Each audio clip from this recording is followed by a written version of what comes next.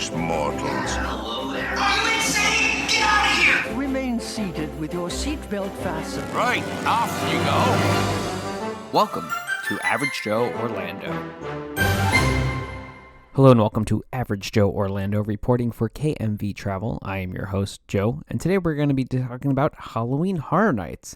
Now, we're going to dig into the history, some of the ticket options, and also things that are going on for this year's event for 2025. As every year things change, they add things, they improve things, things get modified. So there's a lot of information to be shared, and we'll end with some do's and don'ts and my recommendations as somebody who's been going to this event for almost 15 years now. Wow. It's one of my favorite events, and there's a lot of information to share so that you could have the best time. So let's dive right in. This episode of Average Joe Orlando is sponsored by KMV Travel, a travel agency that helps families of all shapes and sizes plan personalized vacations and create unforgettable memories. No matter where you're traveling, to your favorite theme park, aboard a cruise, on an all-inclusive getaway, or beyond, the dedicated advisors at KMV Travel will provide personalized travel guidance and unmatched service at no additional cost to you. To learn more and start planning your vacation with expert guidance, visit kmvtravel.com/Joe. Now let's start with some of the history about the event. Halloween Horror Nights Orlando did start in 1991. First year was called Fright Nights, and it only lasted 3 nights. The following year, they rebranded it to Halloween Horror Nights, and it's been known that ever since.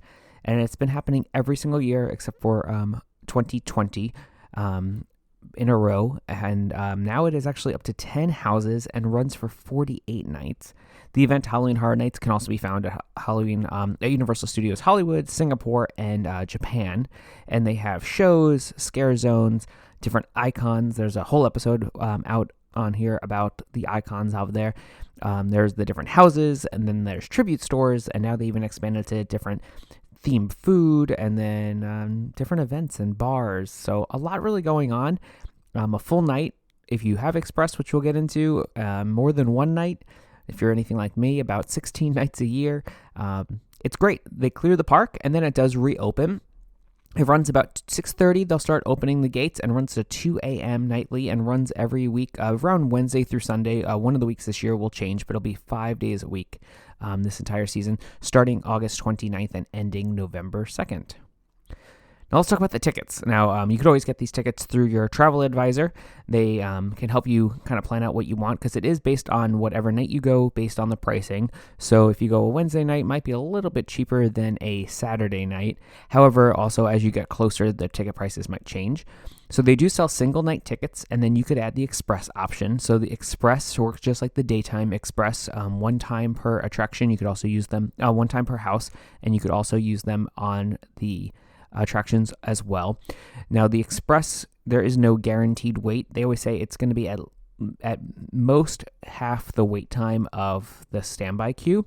So if it's posted for an hour, you're going to wait at least 30 minutes. So always factor that in when you're planning it out. However, it really depends on where you are and what you're doing. The lines do get very long, especially at the bigger houses and the more popular houses. So Express, if you want to do all 10, will be needed. I will say a great hack would be if you want to go come in early, the first hour and the last hour or two are usually the least busy for doing the houses. In the prime night of the night when most people are awake or there, that's when the lines are going to be longer. They also did for the second year in a row this year a premium screen night. This started the day before opening, so the 28th, and this was a specially ticketed event, a little over $300. The food was included. You could wear costumes this year, and they sold a limited amount of tickets, kind of like a first run for them before it opens, and you got this premium screen night to try all the food, do all the houses, and then they also paste you into the house, because usually if you go to Halloween Horror Nights, they'll be running more of a conga line style where they'll just continuously flow the lines. For this premium Scream Night, they did pulse the rooms, pulse everybody through the rooms. There are other ticket options you could also get. The Rush of Fear. The Rush of Fear is the first 4 weeks of the event. This will be one base price, and all these have express options. So if you want to go for the first 4 weekends, and you know that, hey, this is when I'm going to go, Rush of Fear might be for you. If you're going to go more than 2 nights, 3 nights, this is always good. I usually go for the next one, the Frequent Fear. They have 3 levels. You could do Frequent Fear, which is every day, Sunday through Thursday, Frequent Fear Plus, which is Sunday through Friday, and then Frequent Fear Ultimate, which is every day, Sunday through Saturday. Of course, as I mentioned, it usually doesn't happen on Mondays or Tuesdays, and you can add the Express option to this. If you're going, like me, around 16 times a year, the Frequent Fear is definitely the way to go. Instead of doing a bunch of one-night tickets, do a multiple-night ticket like one of these. Now, what they have added on a few years ago is you have to select your first night. So this is something that you really want to make sure you do purchase your tickets early for, because if you don't pick your first night, you can get bumped out. And they like to have it start just because it is such a popular event. So if you want to go that first night and you buy your ticket the day before, the first night might actually already be sold out, even though you have a ticket for every single night. You might not be able to get in the first night, if that makes sense, which I know it kind of doesn't, but it's how they're running the tickets. So this is definitely something that you're going to want to plan early and figure out, hey, I want to go as much as possible. Let me buy my ticket and then reserve my first night in advance. They also do a stay and scream. So they do the scream early ticket. So if you aren't an annual pass holder or do not have a daytime ticket, you could buy a scream early ticket. This allows you into the park at 3 o'clock. As I mentioned, the park at Universal Studios Florida closes at 5 p.m. This will allow you in at 3, so you can go enjoy the park for a little bit. And starting this year, they're going to do Stay and Scream a little bit differently. This year is having a wristband. So instead of in the past, if you have been, you would get kind of corralled. They scan your Horror Nights ticket and you hang out in a different corral. And they would say, hey, if you hang out in the New York corral area, you're going to be heading to X, Y, and Z house. Or if you head in the Simpsons area, you'll be heading to these houses. This year, they're going to be doing wristbands, which is so when they actually clear out the park, if you think about like Mickey's Not So Scary and how they do that, it'll be similar to that. And you'll get your wristband, and then you could stay in the park, and you can start lining up early. Also, they'll start opening up the different queues, and that'll be on the app also, because all the houses do open at different times. If you are out at the front gate and you're not doing the Stay and Scream, around 6:30 they'll open up the gate and start letting you in with everyone else. But if you do the Scream early and do the Stay and Scream, you could spend your time in the park and they'll start opening up the queues. And on the app and in front of the marquees, they're going to be letting you know, hey, the Terrifier house opens tonight at 5, and then Five Nights at Freddy's opens at 5:15. They do stagger them just so they can get all the performers ready and everything can kind of open in a certain way. However, they'll show you there which house will open at what time, so you can kind of get the best lay of the land to start planning out, hey, this is where I want to start. This is the one that's most important to me. Of course, if you have a day ticket or an annual pass, you could stay in the park and you don't need that Scream early ticket. But if you don't and you want to take advantage of this, that is an upgraded option that you could add. Speaking of upgraded options, there are the RIP tours. Now, the RIP tours are a VIP tour, of course, with a more fun name. I'm going to ramble off some of the things that you get with the RIP tour. So you get the exclusive VIP entrance into Universal Studios. You get a guided walking tour, priority VIP, and if you do, I'm talking right now about the group tour, and this is once per house. And then you get your credential lanyard, a button. You get valet parking for one vehicle. For everybody in the party. So if you're coming all together, you could do that. You get a pre-tour reception with light appetizers. They also do exclusive cash bar locations, and then you also get Universal Express unlimited ride access. So when your tour is over, you can go on all the rides and do that once the tour is done. They also do a private RIP tour. Sorry, there's more to that. Reserve as I scroll through my list, because I haven't done a group one. I've done the private one once. I know, bougie. We'll talk about it. They do reserve seating for the shows, and then also your event admissions not included. So this will go based on the night that you want to go. The prices do vary, and the group one, they'll put you up with other people. So this will be about parties. It'll be, I want to say 6 people or more. They'll put together in a group. So if just you and another person, you're going to be paired up with a bunch of other people, and they're going to tour you all around and have a planned itinerary. Your guide will kind of take you around on whatever itinerary they want to take you on, but you will get that priority access to all the houses. So you are guaranteed to do all 10 houses, the shows, light appetizers, and specialty bars. Now, if you want to do the private one, that's going to be more money. However, you could do that with one person. You could do that with up to 10. So if you have 10 people, you could split the cost, which is what my friends and I did last year. It's the same price no matter how many people you want to add. So if you have a little extra money to spend and you want your private guide, you could do that. You get a full private reception to see the opening show, the opening ceremonies, and then you decide what you want to do. So when I went, I know Halloween Horror Nights better than most. humble brag. And I said to the guide, hey, why don't we start off a little bit lighter? Why don't we head over to these and then like kind of warm up the group for everybody? Hey, after 3 houses, why don't we head up to this bar? And they have a bar above Jimmy Fallon where you get to look over the crowd. Why don't we head over to the other appetizers like Cafe La Bamba and try some of the snacks that were included? Why don't we not do the show? Because I've seen the show. I'm good tonight. I don't need to see it. You get to decide what you want to do. Or you could honestly say, I want to do Five Nights at Freddy's for the next 10 hours or however long the event is. And you could do that. And you could just keep lapping around.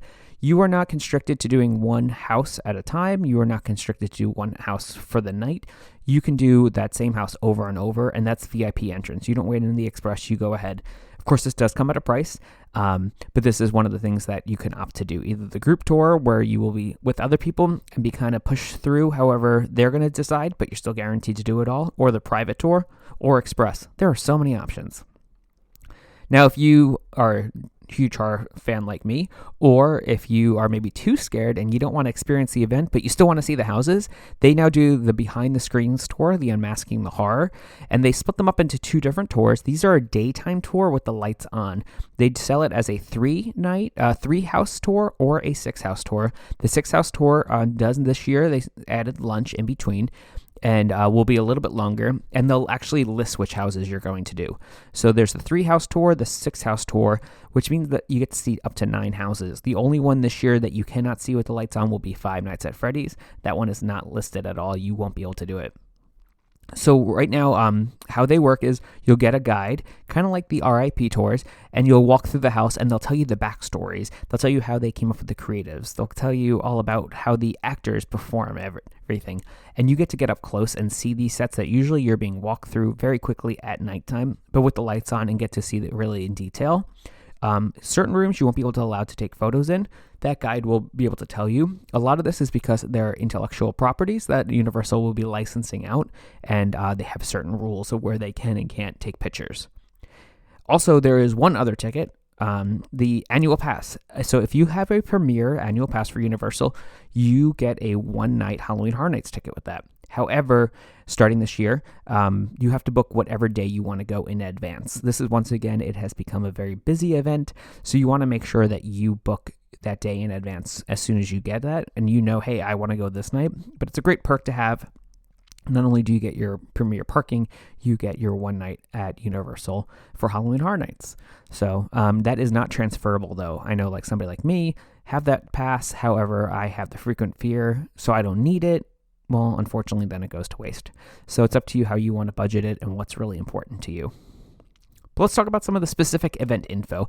Time to arrive. So as I mentioned, the gates do open around 6:30, depending on the night, and they do an opening show, an opening ceremony. The gate gets very busy, and you will see people start lining up early, and they'll stand by the gate. Every year it's different, and they'll do that opening ceremony. I tend to think if you don't get there for the opening beforehand, maybe wait a little bit, and I'll talk about the Dead Coconut Club and things to do at City Walk, but it is very busy at the gate, and with their new ticketing system, it does move quicker than it has in years in the past. However, you are still going to be waiting out there, and let's face it, fall in Florida is still warm. Or you could do, as I mentioned, be inside before 5 o'clock and do the stay and scream. Always an option. I've done both. They're both great. It depends what you want to do. Obviously, the first few hours are going to be light, so it will be a little less spooky, but you still get more time in there.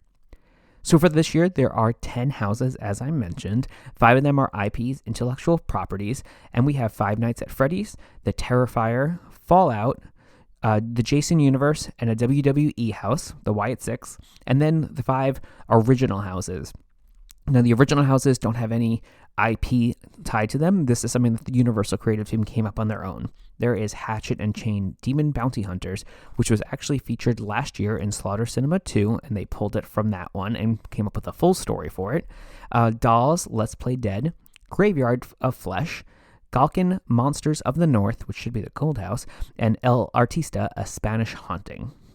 Also, Streets. There are always Streets or the Scare Zones, and this year they added 2 new features or activities out there. So there's going to be the Scare Zones, Origins of Horror, Masquerade, Dance with Death, Mutation, Toxic 20s, The Cat Lady of Crooked Lane, and this year they're also adding Mel's Diane Zombies. So out in front of Mel's Diane, we'll have the zombies, and Club Horror, a horror nightclub themed. Now, they have 2 shows this year. In the past, sometimes they've had 2, sometimes they've had 1.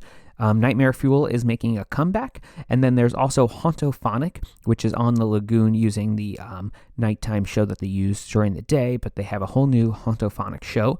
So definitely new things to prioritize, and nice that kind of helps spread out the crowd. Also, rides, there will be 4 attractions open for this event that you could use. Usually the regular line isn't that long, but as I mentioned, if you have the Express, it works for that as well. And this will be Gringotts, Escape from Gringotts, Men in Black, The Mummy, and Transformers. Also, food booths are huge. In the past few years, this has really gotten big. The food booths are all themed to the different houses. Each one has different menus, so it kind of becomes like a fun food festival. And on top of that, it's not just regular food, it's horror-themed food. So the food is also going to be very Instagrammable and fun, and a lot of the lines get very, very long. So a lot of people will actually prioritize whatever they want. Last year, it was the big one was everybody wanted to get the Marshmallow Man some more. That had a long line. The Last of Us can. It depends on what year it is, but a lot of the food gets very popular and will sometimes sell out. And there'll be bars all around, so you can get your Blinky cup. And if you're returning, bring back that Blinky cup because refills are cheaper on there. So I always recommend to bring a backpack with you anyway. And for this year, I know I'll be bringing a backpack with a poncho in there for the Terrifier house, as it is supposed to rain blood. It's just water. But you will get wet in that house. You'll have a path to choose at the end if you want to either get wet or not. They also do a big tribute store. So the tribute store this year will be next to the Mummy. And every year this is a very highly themed store that sells specific Halloween Horror Nights merchandise. But the team also puts a lot of thought and creativity into that one. During the beginning of the event, the earlier days, and earlier in the night, this will have a line. Later on, it'll be easier to walk through. And I mentioned earlier, too, about the Dead Coconut Club. So if you know the Red Coconut Club over at City Walk, they convert this for the Halloween season into the Dead Coconut Club. And this theme is this year's theme. Every year is a different. Last year was an vampire hangout club in the 80s, so all 80s vampires. This year is a coven, but it's a sorority-themed coven, and you are at a sorority party, but they are all witches. So that's always a good place to go and hang out beforehand. Or if you're staying on one of the on-site hotels, they do theme a lot of the lobby bars. So if you are at one of the hotels on Universal property or just want to go there prior, your Halloween experience can actually start there. They do sell the Halloween Horror Nights merchandise. I always recommend wearing your Horror Nights shirt or some kind of spooky shirt starting off the night early. They do a lot of mocktails as well as cocktails that are all horror themed. And then you can start over at the Dead Coconut Club and then continue your night of horror into the park. We're going to go into some do's and don'ts.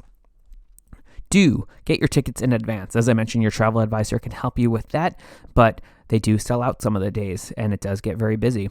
And don't expect to do all the houses in one night without Express. The lines get long. It can be done. I've had friends that got there for Stay and Scream and stayed there till 2 o'clock in the morning. Physically, I can't do that anymore, but if you can, do it and try your best to get them all. But it's going to be very hard to do them all without Express in one night. Do make a game plan. If you know this year you are wanting to do Five Nights at Freddy's, make sure you head to that one and prioritize it. But don't go to the first house you see, because a lot of times everybody's going there, and if you're following the crowd, you're going to be following everybody into that line. Do use the app to check wait times. The Universal Orlando app, just like during the day for the wait times for the rides, has wait times for the houses, and that can help you plan out the day. And don't touch the scare actors. You will be escorted out of the event, and that's not good. Plus, that's just rude. Don't touch the scare actors. Do prepare for all the weather. Unfortunately, Halloween Horror Nights is during hurricane season, and it does rain quite frequently. So don't be disappointed if the scare zones aren't out and people aren't on the streets, because when it rains, they don't have the actors out, not only for their makeup, but for their safety. And do have fun. Wear a spooky shirt. Get a Blinky cup. Enjoy the event. And don't be super scared. Just have fun with it.